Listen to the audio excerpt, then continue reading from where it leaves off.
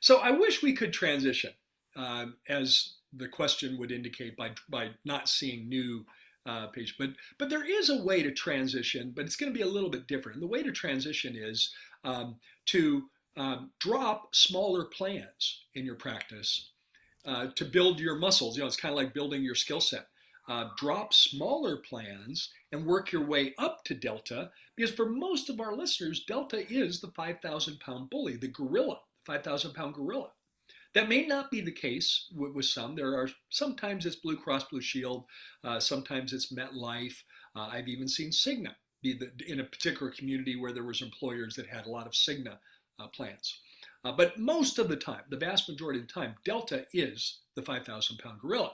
So we're not going to start with Delta, even though Delta would be the one I'd like to start with, because it'll have the biggest impact on the practice, in terms of improving your profitability.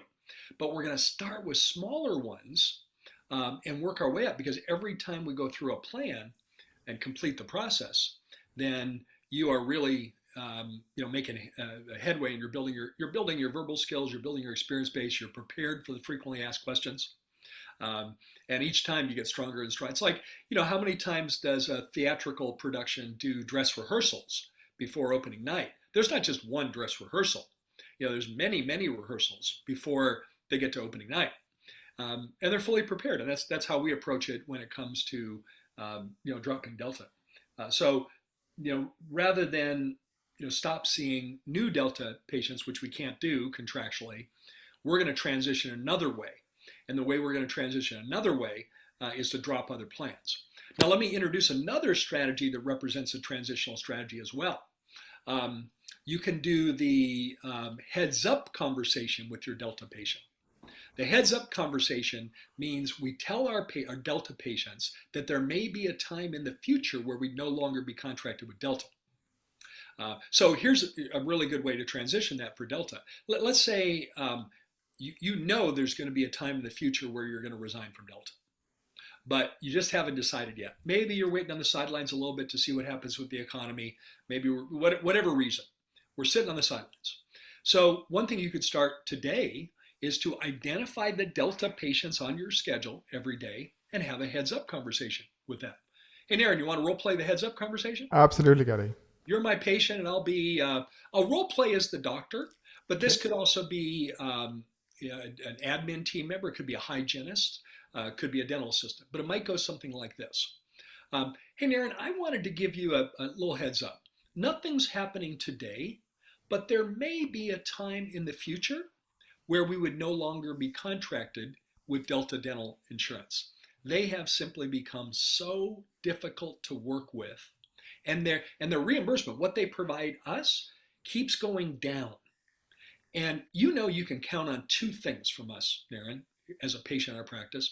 Number one, you can expect us to deliver the highest quality care that we're capable of delivering, because we would want that if we were a patient. Yeah. And number two, you can expect us to provide you with the best possible experience when you visit our practice. And if it ever came down to the fact that I couldn't do those things, then I would make the difficult decision of no longer being contracted with Delta. Nothing happening today, but I just wanted to give you a heads up. Now, what might a patient say at that point? Okay. Okay, so nothing happening today? No, yeah. Nothing changing today. So what I did is I planted a seed in the gray matter for them in their mind, kind of heads up. And the reason why this could be a good transitional strategy is you can listen to the responses of your patients. Right. Like, hey, doc, don't worry, I'd never go anywhere else. Man, you got to be kidding me. Take a herd of wild horses to get me to leave here. I mean, that's what I'd hope to hear, right?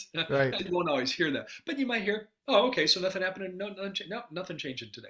Oh, by the way, Naren, if we ever did that, we'd set it up so that you could still come here, you could still use your benefits here, and we'd still file your claims like we always have. Oh, okay.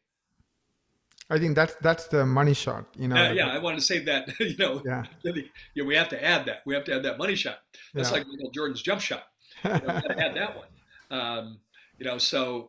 If we ever did this, if we ever did, we'd set it up so you could still come here. You could still use those very same Delta benefits here, and we would still file the claims for you like we always have.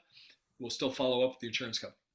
So this is a nice transitional strategy because you can listen to the response and kind of see how it's going.